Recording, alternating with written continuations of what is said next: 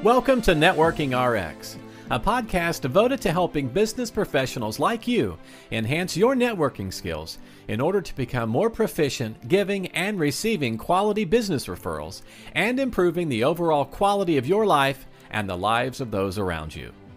The Networking RX podcast is a production of AmSpirit Business Connections, an organization whose mission is to empower business success through networking. Welcome to the Networking RX podcast. I'm your host, Frank Agan, founder and president of AmSpirit Business Connections. Today, I have another great guest. I have a returning guest. As many people know that on this podcast, I will share ideas and best practices for building professional relationships, but I get lots of guests in. In fact, somebody asked me the other day, does all you do is guests? Really, the majority of what I do is guests, and I get great people. I get authors, I get speakers, I get thought leaders, I get social scientists coming on and sharing their knowledge, because I don't have it all, to help us build better relationships and understand why we humans interact the way we do. Today I have returning again, Scott Mason. He's a speaker, author, podcaster, coach, and he takes Greek mythology, the fun and excitement of Greek mythology, and the universal meaning behind it to help clients dislodge their own toxic myths in order to ignite the charisma within them, so they can magnetize and monetize their professional freedom. Just as some background on Scott, if you didn't catch the earlier episode, it was about a year or so ago. After graduating from Columbia Law School, he worked for over 20 years as an attorney and senior executive with a variety of organizations in government, New York City government. So we're not talking Podunk USA government. This is big city government. And he was in the nonprofit sector before successfully growing and scaling a manufacturing company. Again, been on here before. Scott and I have had many conversations, do a lot of exchanging of contacts and networking. We are friends that have never met. We're one of my COVID friends. Scott, welcome to the program. Thank you. And it is good to talk to you again, my COVID friend. Yep, there we go. So I tell people I wouldn't have met him but for COVID. Totally. And I bring you up from time to time.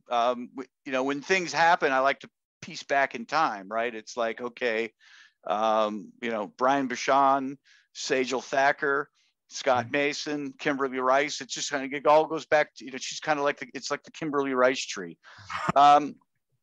Anyhow, I love your posts about Greek mythology, and that's when I reached out and said I got to get you back on, because it's very interesting, and the whole notion of charisma. I think that charisma is that thing that we see people with charisma, and it's like, oh, I wish that were me. And in certain settings, I think I have charisma. In certain settings, I think it falls flat. Well, I guess here's the initial thing, kind of the jumping off point. What do you see as the difference between people who are gregarious and people who have charisma? Or are they different? I don't know. Great question. And I think that question is one people commonly ask in a variety of different forms and in different contexts, because charisma is not something that we have developed a common and clear definition around. It's something people seem to say, oh, he has, or she has, or I see, or I don't see, without really understanding what they're saying. I think that gregariousness is something that is often confused with charisma. I think that being entertaining is often confused with charisma too, or just being distracting.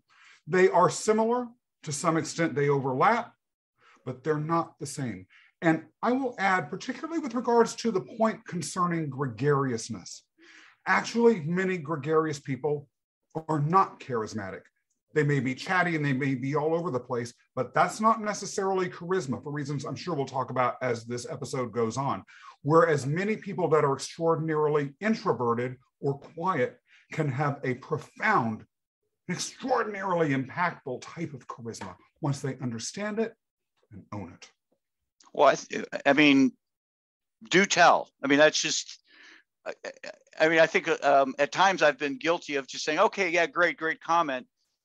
Can you elaborate on that? Because I know there are lots of people out there who I talk to lots of people who are introverts. And I don't have statistics. I would say a lot of my audience would probably put themselves as, they're looking for that golden nugget, right? Whereas somebody who's that extrovert, it's like, I'm cool with this. I just go out and I make it happen. Yeah. So I'm going to start right away with what you mentioned that I love to talk about, and that is a myth. And we will talk about this myth, I'm sure, if you choose, throughout this episode as an example of a lot of the characteristics that define charisma and that define what it is not. And when it comes to gregariousness and some of these other characteristics, the rah-rah, the loud voice, the big hand motions, the screaming and stomping around the stage, and whether that's actually charisma or not, we'll specifically address in a minute. The myth involves the Greek hero Orpheus. Orpheus was, according to the ancient Greeks, the most charismatic human being who ever lived. He wasn't a speaker, he was more of a verbal, of a singer sort.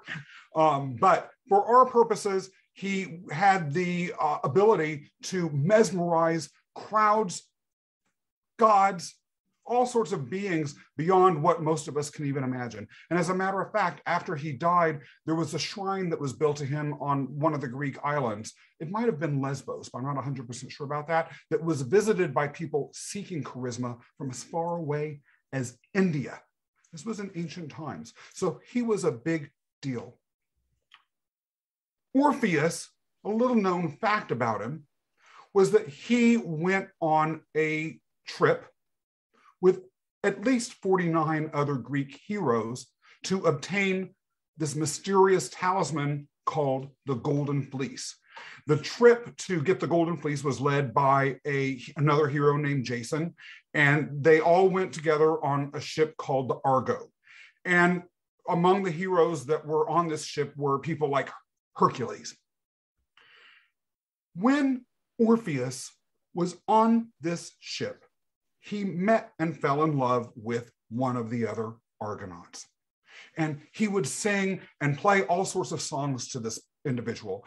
And they were joyful, happy songs, and they were full of all sorts of positive rah-rah emotions and cheer. Unfortunately, probably haven't heard the story because no one remembers them. Mm. They might be fun and peppy and having every sort of positive, engaging sentiment, but they weren't memorable. When people remember Orpheus, they remember him for reasons that we're going to talk about a little bit again, I'm sure, later in this episode. But it goes as to a common misunderstanding. Entertainment, positivity, rah-rah cheerleading, that's not charisma. Charisma is more deeply tied to a message and the ability to make it impactful. Orpheus's love songs were merely nice love songs because there was no message behind them that was directed anywhere other than to that person who he happened to love. And so ultimately, they sort of fell aside in the midst of either. They were not representative of charisma. Similarly, if you are concerned that you're not charismatic because you're not going around and being the life of the party and shaking hands with total strangers at every networking event or conference you're at, half the time the people that do that, you forget 2 seconds later. They were merely being extroverted. They weren't charismatic. Interesting, yeah. I recommend that when we think about charisma, we frame it as the ability of our communication to actually have lasting impact beyond that moment. My goal, if I've been charismatic today, is that people will remember 1 or 2 things about our conversation. It will have been impactful, not just more noise by another loud person that just sort of clogs the airwaves. So, charisma is one of those words. I guess, how do you start to develop it? How do you know when you have it? How do you know you're headed down the right path? I like to think, again, like I don't know if I have charisma. Sometimes I do. Ask my kids, I don't. You know what I mean? Let me answer that question first and foremost. Okay. At least when I've interacted with you, you do. Why do I say that you do? Think about the trajectory of your professional life. A lot of people know you. When I have met people who we have some sort of indirect connection with, I know Frank Agan. He made an impact. This is what Frank Agan does. This is how he has impacted me. You want to meet Frank Agan. You must meet Frank Agan. All of those are words that I personally have heard about you. What that's saying is that the interactions you have had with the people that you engage with professionally, at least that I have come across, have led to impact. They remember you. They remember what you stand for. They remember your message. They want to connect you with people. They want you in their life, or at least they want your message in their life. So yes, I think it's very hard to argue that you do not have charisma. I host a live stream Facebook and LinkedIn show called Just a Squirrel Looking for a Nut with a collaborator. His name is Oleg Lougheed. He's very soft-spoken. He's very quiet. He's not particularly energetic. He doesn't have all sorts of hand motions or anything. But when he speaks in that voice, people listen.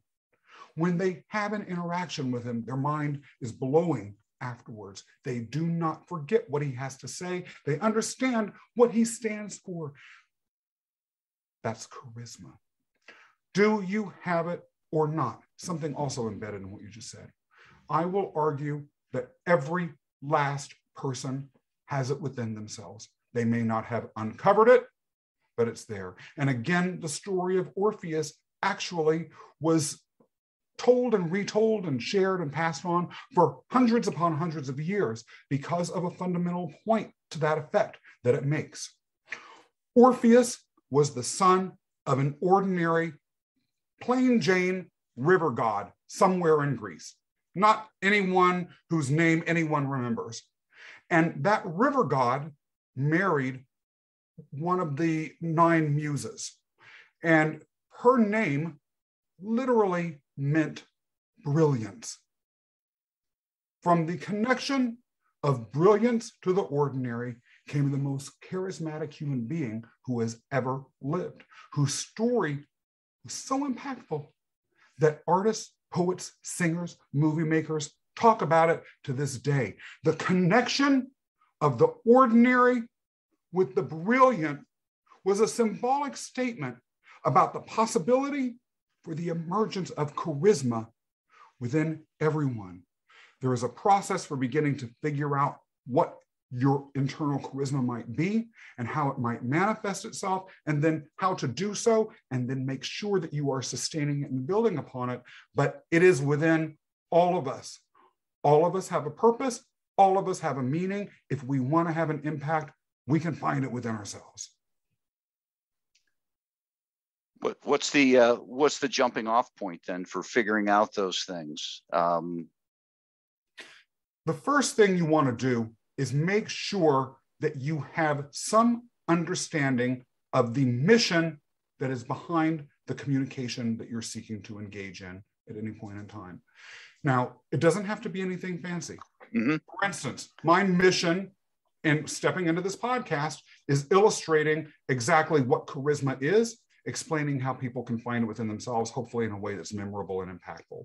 When you have communications with me, let's talk about our first time we talked to each other. Your mission was to let me know who you were, for you to get an understanding of who I was, and then to figure out ways that we could mutually support each other. So you understood the mission and were clear about it in every type of communication that you had, even during what initially looked like it might be just a short networking call. Making sure you understand your mission, Having true clarity around that is the initial step that you want to have anytime you're communicating with someone, if you want to do so with charisma. The next thing you want to do is make sure that you understand why you care and connect with that feeling of care inside. If you don't care why you're communicating, the other person won't feel anything from it. If you care and you really tap into it, that's going to come out. Now, part of what you want to do as an interim step as you're developing this is begin to go through some exercises to develop your charisma as a practical matter. And we can talk about that too. But really understanding the intentionality of your mission in a conversation, not just what you want to say, the mission, and then consciously connecting that to your heart is the key to everything. Gotcha. Interesting. I mean, again, for me, I am who I am. And maybe that's the secret is that you get, if you try to be intentional about it, you'll, let me put it this way. If I thought about tying my shoes, I couldn't tie my shoes, right? Correct. If I thought about being charismatic, I probably, it would come off phony. I would fumble it. It's getting to that point where it's just really kind of becomes who you are. And maybe if I'm hearing you, the first step is believing that you have it. Because if you don't believe you have it somewhere, you won't. And then from there, it's just, it's not just, there's more to it. To say it's just really kind of undermines everything you're about. But there's you believe that you have it, and then it's just it's a matter of, taking the steps to be somewhat intentional, if you will, about how you're going to show up in the world. There's a couple of points embedded in what you have just said that I think really has some power. And number one, if you try to be charismatic, you're right, you're not going to be charismatic. That's performance. That's the sort of thing Orpheus was engaging in with his friend on the Argo, and it's forgettable, and it can even be annoying. At worst, It's utterly inauthentic, and like you said, it's fake and people don't like it. But if you're intentional about the message that your charisma is carrying and connect that mission, that message through your communication, then it's a different story altogether. And if that is part of what you are talking about when you were just describing a minute ago, the intentionality, then absolutely, that's the underlying state that you need to be in order to successfully present charismatically. Yeah. Well, I think, one of the things I say to people, I don't know how this ties into you, is you have to believe you belong. There's the imposter syndrome out there, and everybody needs to recognize that everybody's got trash in their life. Yeah. And that's, that's the horrible thing about social media. I love social media because we can stay connected. The horrible thing about it is you think everybody else has got a great life.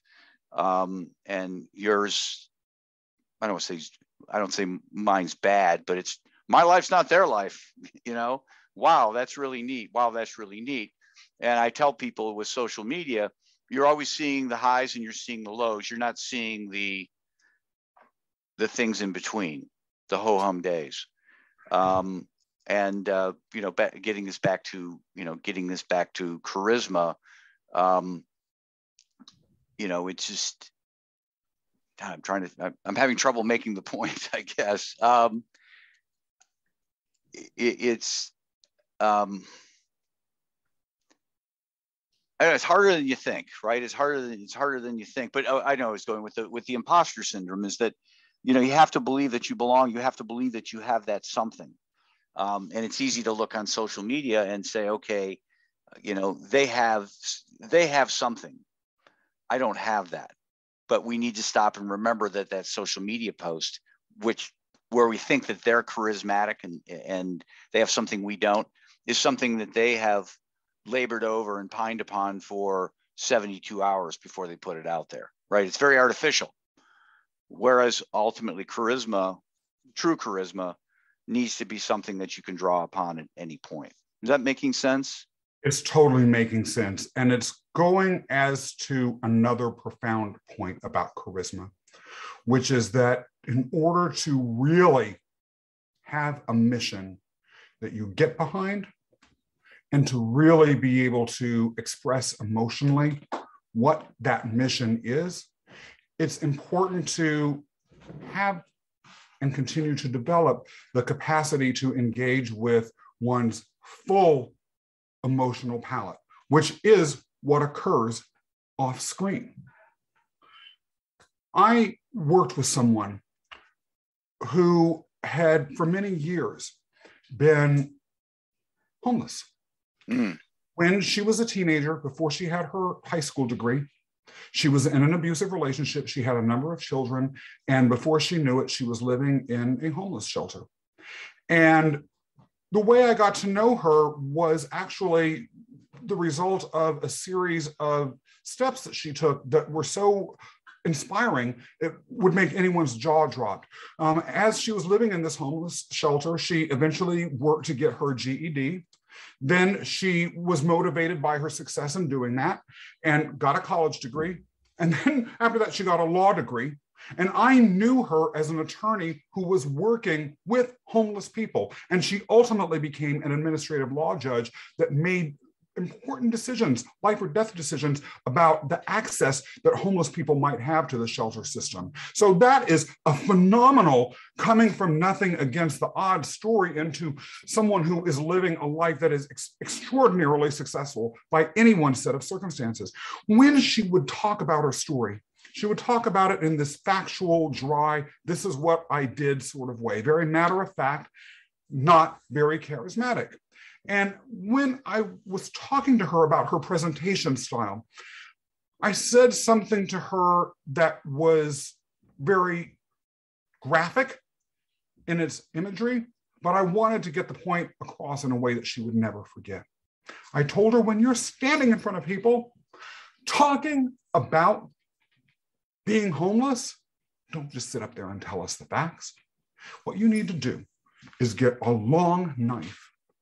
You need to rip your stomach open. You need to grab your guts. You need to pull them out, throw them on the table, point at them, and tell everyone in that room to look. Next time I saw her giving a speech about this, she said, before she started to talk about what it was like to live in a shelter, I've never talked about it this way before, but Scott told me to really go for it. And as she moved into that phase of her speech, she accessed the full range of emotions that she felt in that moment. She was crying at one point, and you could feel her emotional rise as she talked about her transcendence. And the audience reaction was unbelievable. By the way, it got her a bunch of other speaking opportunities too, because you see that sort of charisma, people want to hear it. And so that is an example of really going for the emotional guts, what we have inside. Most successful people have been through some sort of pain or suffering. The willingness to access it is the willingness to become authentically charismatic. By the way, that doesn't happen on Instagram, not usually. No. Well, let's shift gears here a little bit, kind of wrap up. How could the audience help you? What are you looking for? You know, this whole conversation about charisma, and you know, you work with companies in helping them, you know, or mainly, I guess, individuals, you know, with discovering this, bringing this forth, tearing their guts out, if you will, right? Yes, I work with individuals, whether they be corporate executives or entrepreneurs, who are looking to become charismatic superstars.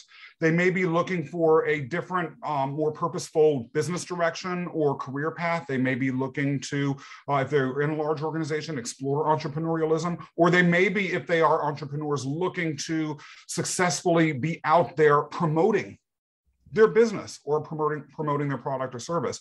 And in a sea of sameness with regards to practically every product and service there is. The ability to be charismatic, to stand out, is life or death, whether you are a leader or an entrepreneur or any combination thereof. And so I'm always excited about the chance to talk to people who are looking to uncover some hidden charismatic gems and bring something new out into the world, or present a shining face of what they do for everyone to see. Okay, great. Yeah, I mean, obviously somebody who feels like they've got it all, they don't need to necessarily contact you. But if somebody is hearing this and saying, yeah, I want to discover this, they need to talk to you. Best way to get a hold of you? LinkedIn is where I live. Scott Mason 1 or S Mason 1. You can also follow me on Instagram at s.scott_Mason. DM me. Well, I think on LinkedIn, aren't you s.scott_Mason 1? I think it's s.scott_Mason 1. I'll put your LinkedIn profile URL in the show notes. So thank you very much. We can debate it. I'll actually get it. I'm embarrassed that I'm blanking on it in this moment. That's not very charismatic. No, you know what? I had a conversation yesterday. We'll keep this all in because I think this is funny. Somebody said, if you lost your phone and had 5 phone calls to make, could you remember 5 phone numbers? And his point was, he could remember my office number because we've known each other 20 years. And it really kind of took me back, but it's like, I don't even know my own kids' numbers. I just pull up a name and I just hit it, which is really kind of a scary thing because we're so dependent upon these phones. So it's the same thing with our LinkedIn URLs. Do I know mine? Not really. Do a search on Frank Agan. There aren't many of us. There are a lot of Scott Masons, s.Scott Mason, I'm pretty sure, something like that. Absolutely. Yep. Yes. Hey, thank you again for being here again, for being you. The connections that you've done for me. And, it's been good stuff. You're extraordinary. Thank you for having me. Thanks for joining us on the Networking RX podcast. Please put what you've learned into action today and let us know if you have questions, comments, or ideas for future topics. You can email them to us at podcast@amspirit.com. That's AMSPIRIT.com. Finally, so you never miss an episode, be sure to subscribe to the Networking RX podcast through iTunes, Overcast, or however you receive your podcasts. Now get out and network with someone. The Networking RX podcast is the copyright production of AmSpirit Business Connection. All rights reserved.